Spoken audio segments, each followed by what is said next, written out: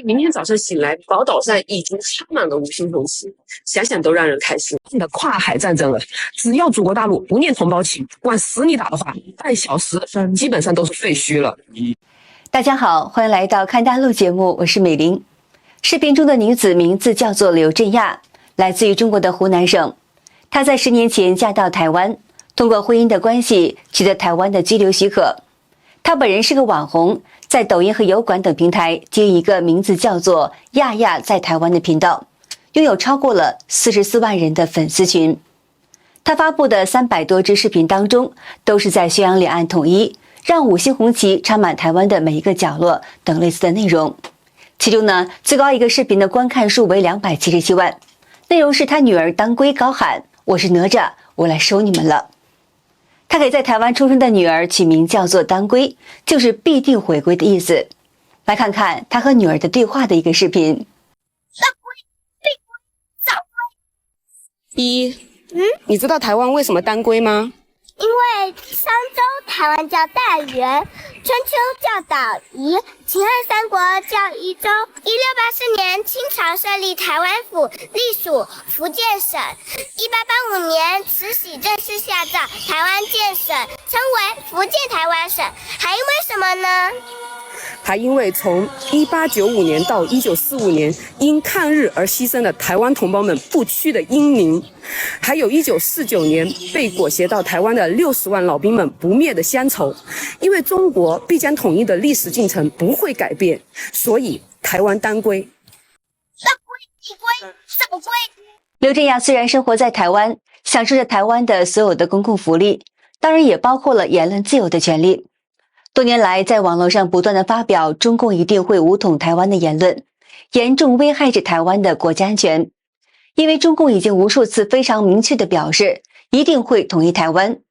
并且多年来一直在宣传统战和军事威胁方面的不断的威胁和渗透台湾。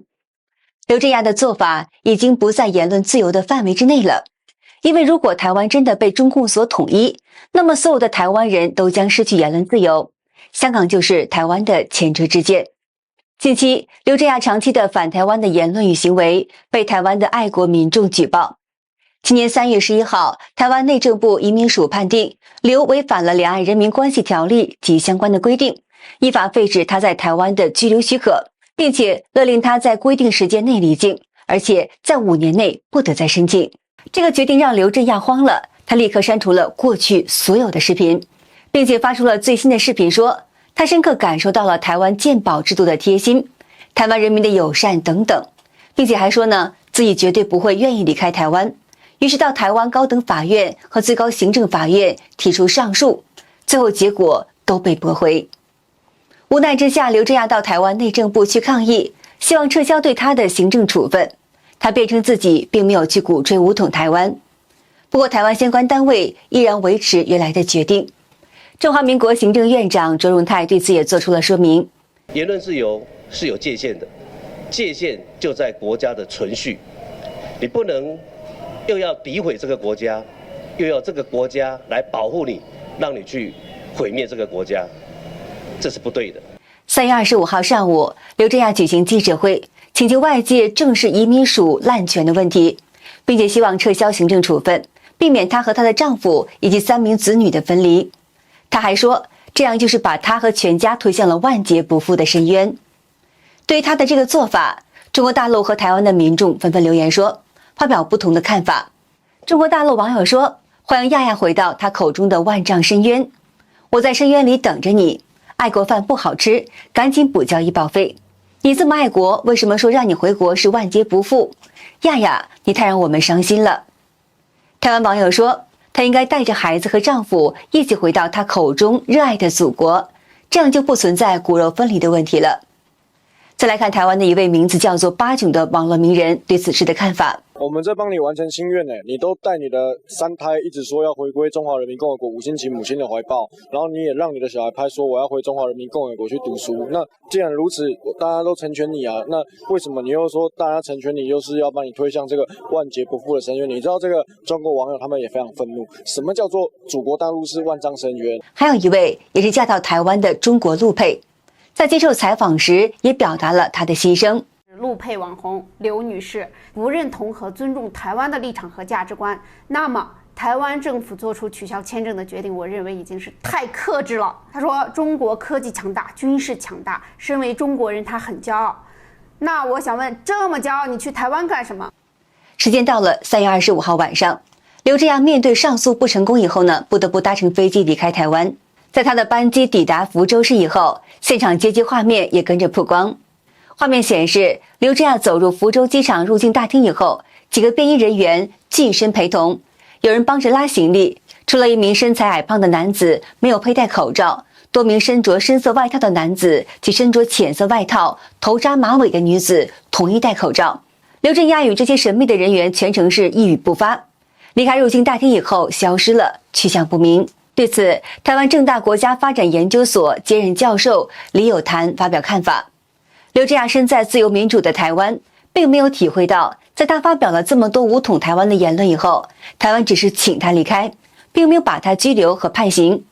那么，如果这件事情发生在中国，相信中共就不会对他这么客气了。昨天晚上，他一回到中国，马上有黑衣人把他带走。我不知道这个会发生什么后果，但是他马上可以去比较他在台10多年享有的自由跟中国大陆肃杀之气有多大差别，让他去体验一下为何在这种情况之下，他还要主张中共用武力来统一台湾。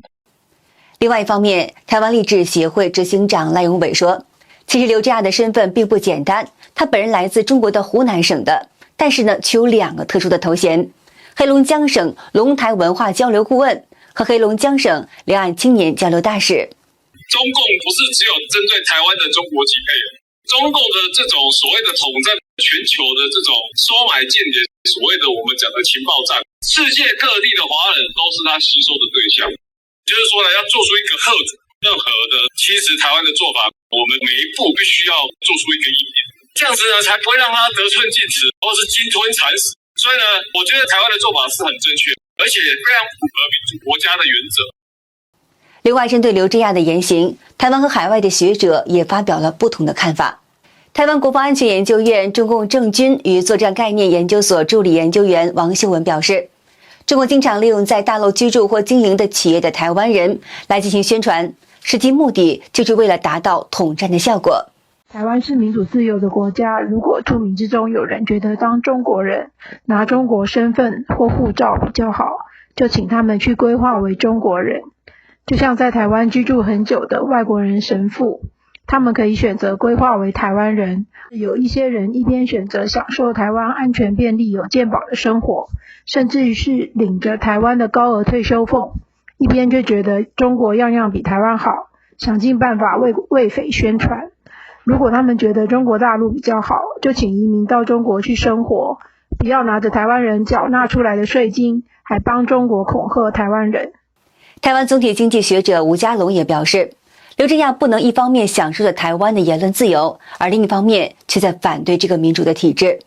任何民主法治国家的言论自由是在法律保护之下的，也就是说它不是毫无上限。你不能用言论自由来反对这个体制，或者对这个体制造成国家安全的威胁。所以言论自由不是没有上限，有天花板。旅美大陆媒体人赵兰健评论说，刘振亚等陆配被驱逐出境，也是给中国民众敲响了一个警钟。台湾和中国根本是2个分别自治的独立体。这是绝对正确的，我是支持台湾的。因为呢，一个人一定要有立场，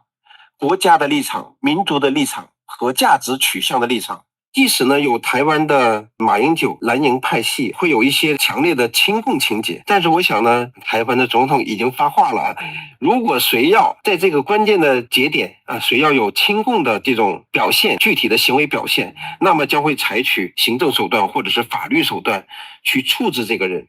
那这种气氛下，就是会让台湾的民众更加清醒，认知到自己的身份属性。那么刘振亚在网上发表这些武统台湾的言论已经有几年了，台湾方面直到最近才采取了一些强硬的应对措施，不仅仅是驱逐了刘振亚，还有另外2名名字叫做小薇和恩琪的陆配也被限令在3月底前离开台湾。访谈节目《经营论坛》中提到，近来，台湾针对拥有中国身份的台湾人，开始依法取消户籍与相关权利，引发了社会的关注。根据两岸人民关系条例规定，台湾地区人民不得在中国大陆登记户籍或持有中国的护照，否则将丧失台湾户籍与公民的身份。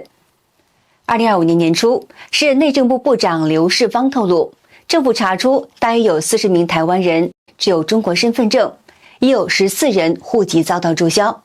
更令人震惊的是，还有5名里长也竟被发现具备中国的国籍。目前内政部已经要求区公所依法处理。据估计呢，也有大约是40万台湾人申请中国大陆的居住证，甚至传出了保守估计有几万人取得了中国的身份证。这些变化与中共推动的闽台融合政策息息相关。